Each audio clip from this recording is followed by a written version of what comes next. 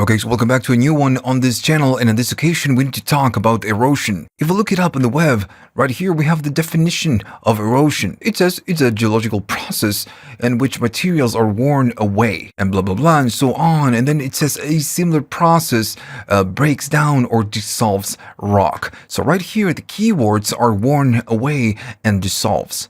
And this is why this device calls erosion. That's the main purpose. Whenever we want to smooth a sound, we use EQ or maybe saturation or distortion or even clipping. But this is the main purpose of erosion. But it doesn't do it like a distortion, where we exceed the headroom of something and we clip the signal in some fashion. Erosion, it uses noise to degrade the input signal. So this effect belongs to the more digital noise and downsampling category. I have a kick and snare right here, but I also have a clave. You can see and actually hear the peaks of the clave right here. And I did this on purpose so we can use the erosion and show you how it works. So what I want to do, I want to use it to smooth down these peaks.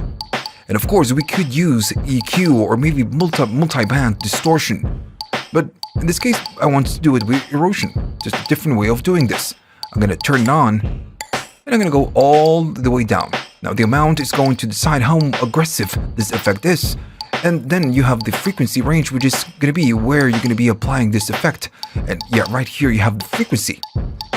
So in this case, the claves are going to be all the way up from 1K and then up.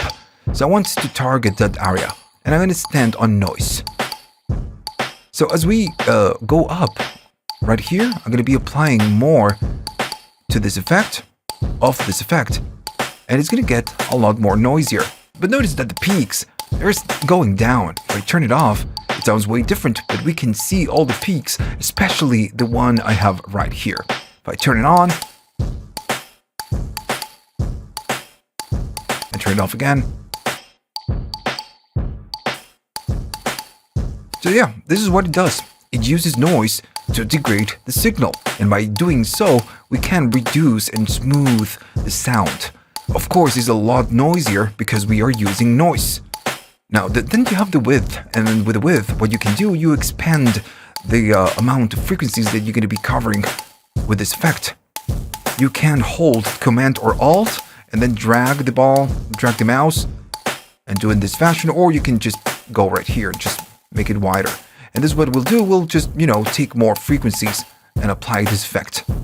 If I turn it off again, you're going to see all the peaks coming back in.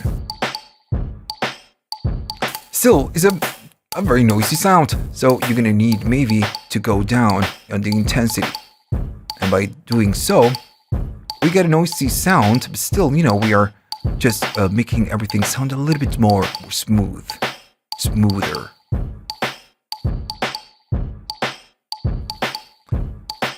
By going to minimal width, you can maybe target very specific frequency, right? If I go up, all the way up, I want you to find the peaks when I turn it off. Right. Now, a thing that we get on this one, besides the noise is mono. Then you can go to white noise. As soon as I go there, the sound is going to get wider. And if I take more frequencies, make it wide, there's the stereo image, and you need to use good headphones for this. It's going to get wider, and it's because it's using a white noise. So on the left, it has an erosion instance, listening just to the left, and on the right, it has a different erosion. Now the input and the noise, everything that it does right here, it's very reactive to the sound that comes in. Since on the left you have something and on the right you have something else, of course you get a different result. That's why it's going to go wider. Alright, so mono and wide. Cool. And last but not least, you get this sine. And this is a little bit different from the noise and the white noise. And on this one, we can use it to generate tone. And notice that the width control goes away right here. We can only choose the frequency and how much we want to do. Now notice the peaks right now. They're going wild. And it's because with the sine, instead of using noise, you're just generating a tone or creating a tone on that very specific frequency. If I keep going up, it goes very noisy. Not noisy, just, more aggressive. We get a tone.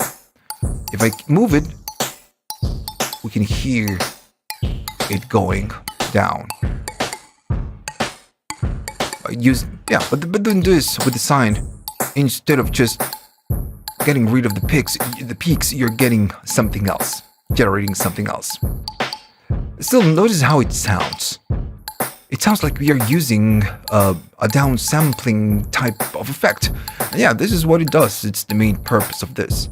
Still, you can go to your favorite downs, the Redux, for example, and do this in a different fashion. But you can get something similar with erosion. Still, I would go to the noise if I wanted to do something like this. Now, this effect, this erosion, can be used for this purpose, for mixing or just taming some peaks or degrading the signal, just to smooth the sound out. But you can use it for more creative purposes. I have a pad right here. It's just going to be a synthesizer, just a very simple synthesizer with erosion, and then I have a reverb. So if I play a key, it's going to sound like that. What I want to do, I want to use erosion to use it as an effects type of plugin.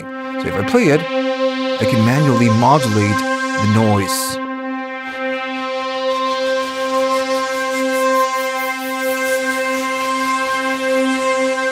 Alright, so we can do something like this with this for creative purposes.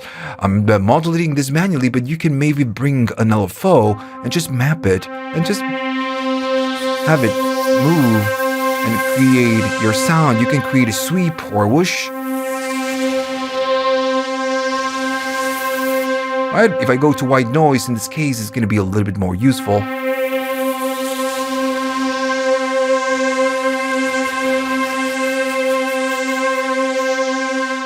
I'm going to go to sine, and it's going to be a completely different sound.